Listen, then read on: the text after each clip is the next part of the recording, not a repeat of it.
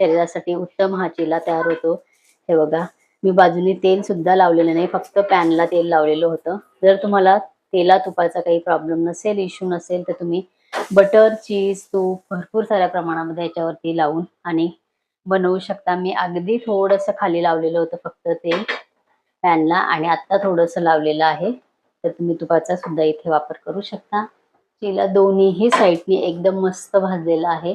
त्या पद्धतीने चिला करून बघा, तुम्हाला सुद्धा आवडल्याशिवाय राहणार नाही। आणि माझ्या चॅनलवरती बरेचसे गोड पदार्थांचे, तिखट पदार्थांचे, वड्यांचे प्रकार, थालीपीठाचे प्रकार, घावणचे प्रकार, भाकरींचे प्रकार, नॉनव्हेजचे, सुकी मच्छी, ओली मच्छी, मच्छी करी, चिकन करी, चिकन फ्राय असे बरेचसे रेसिपीज माझ्या चॅनलवरती प्लेलिस्ट मध्ये मी टाकलेल्या आहेत।